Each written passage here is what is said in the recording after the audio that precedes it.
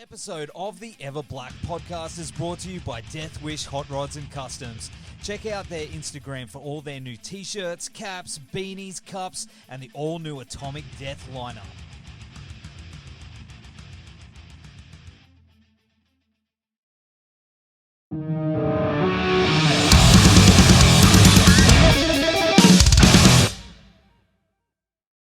Hello there.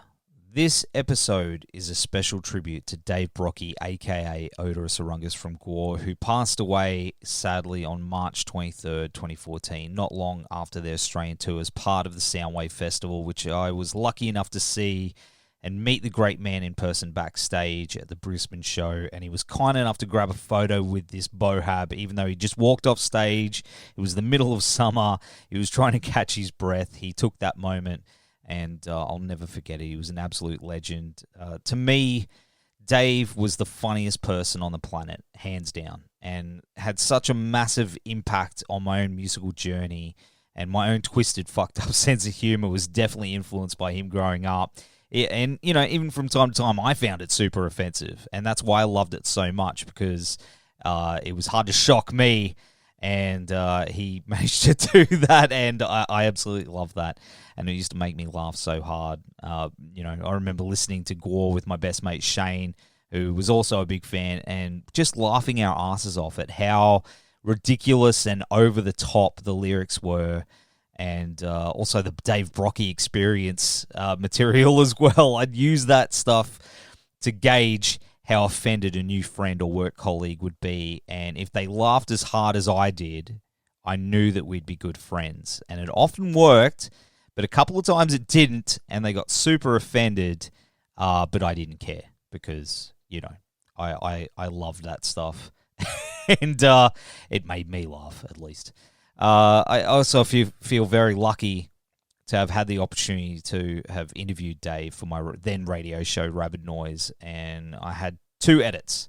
One safe enough to air, and the other for the podcast, which you're about to hear. Now, the audio was rough as guts. I've tried cleaning it up since then, and my voice is a few octaves higher, but you know, I want to dig this out of the vault and reshare it, because, you know, not only is it hands down my favorite interview I've ever done, but also a very special one and close to my heart, and a tribute to the great man himself. So grab a cold one, sit back, and enjoy this walk down memory lane with me and my hero, Dave Oderus Urungus Brockie.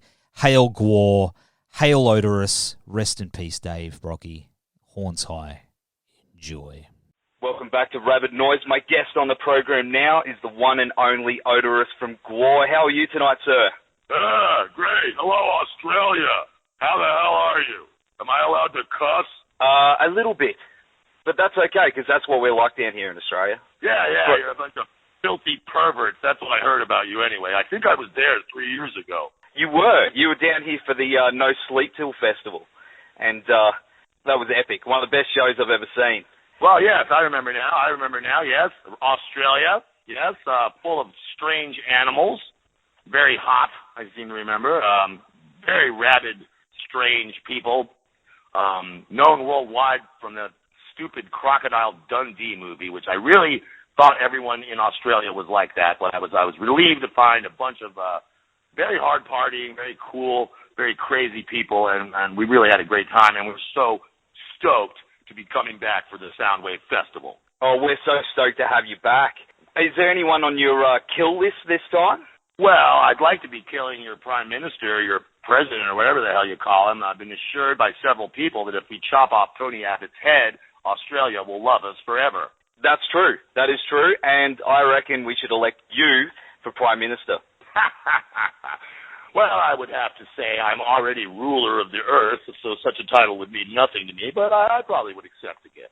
I think, yeah, you definitely do a better job than him, so that's for sure.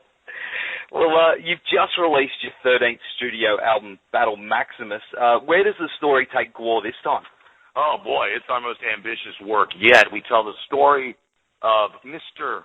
Perfect, this being from the future who has come back through time to find the secret of immortality and take it from GWAR. And he finds this secret in of course, my nutsack that are stuffed full of space sperm, as I have shot load over many Australians. They can attest to this by the severe acne that they received. For some reason, Mr. Perfect wants to chop off my balls, and I'm not going to let him. I might let him lick them a little. I might let him rub them. I might even teabag him. But I will not let him chop them off. I need these things. Yeah, you kind of do, don't you? What man can live without his balls? You know, I have 3 of them, and I would like to have more. If there was a way I could have another set of balls surgically implanted, I would do that. I would have so many balls that I would not be able to walk, basically. If I could have a nutsack bigger than my legs, and then I could sleep on it even. That would be beautiful. Like a beanbag? Yeah, like a beanbag. My beanbag balls. Are you bringing Gorgor with you this time? Well, I believe, this is a strange story, but we left Gorgor in Australia. He refused to leave. He's like, I like it here so much. It sounded more like, so we could understand him, of course. He's like, I like it down here. I like the Sheilas. I like all the blokes and mateys and whatever you guys call each other down there. And so we've been, getting occasional communications from Gorgor. So there's rumors that he will make a reappearance at the Soundwave Festival. So we'll have to see about that. He is the great tyrant lizard. He is the greatest monster in history. So and I know people would love to see him show up again. So we'll have to see what happens. But I can't blow all the surprises here. I know, but it's Gorgor, so I can't wait. Hopefully, fingers crossed, we get to see the great tyrant himself on stage. And do you think if he's been hanging out here for so long, we've got a band down here called the Wiggles that have their own dinosaur. Do you think? I think her name's Dorothy. Do you think he's hooked up with her or something? Maybe that's why he won't leave. Well, that sounds like a great idea. I mean, I know our dinosaur can kick their dinosaur's ass, so bring it. I think so. Although it's a female dinosaur, so maybe he's doing something else. Ooh, yeah. I found out that animals do have sex with each other, and sometimes they don't even care if it's the same animal that they are. An example being dolphins, who are not sweet and nice like people think they are. They have horrible jointed dicks with a large tentacle next to them, and they will rape the hell out of you if they get the chance. They're horrible. I hate dolphins. I hate them. Dick-nosed. If I could kill them, I would, but apparently they live in the ocean. Well, maybe that's where GWAR needs to go next, is to go into the depths of the ocean and hunt down the dolphins. Well, I have been actually doing a lot of deep diving, but not to kill dolphins. I've just been trying to find a sex partner, that's worth my girth, if you will. Apparently, the blue whale possesses the largest vagina on the planet, and I've been looking for one to make my girlfriend, and haven't found one alive yet. Have a few dead ones. And yes, the vagina is huge. It's big enough for the cuttlefish, but they're crafty critters. These blue whales. They've been hunted mercilessly by you humans, and they're good at hiding now down in those deep trenches. But I go looking for them, and if I run into a school of dolphins or fight a giant squid along the way, well, that's just a little extra fun. That sounds like a damn epic adventure that I'd be keen to hear about. Well, that'd be great. I wish some director would plop about $400 million in front of me and we could make a movie about it. On to that. So would there be any plans to make a GWAR movie? I mean, you guys have released, countless DVDs and live stuff, but what about a live-action movie, chronicling the story of GWAR?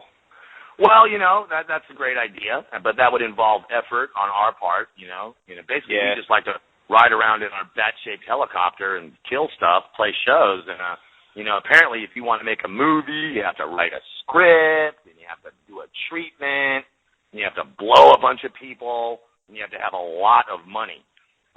We had a real kind of a financial crisis around here. I insisted on this latest tour that we be paid in bullion, gold bullion, but apparently the promoters thought I meant chicken bouillon. So we've been getting paid in powdered soup. I don't know if you guys have bouillon in Australia, but you probably know what it is. Yeah, so we fixed that though. We're getting money again.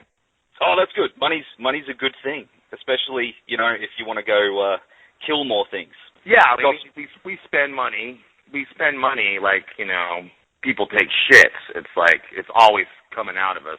We don't really seem to have any control over where it goes, and it's impossible to wipe effectively. But, money is a tool to make GWAR shows more spectacular all the time, and that's why we spend every bit of it that we have immediately. Well, I hope you get more of it so you can make this movie, so you can spread the good word about GWAR's epic journey.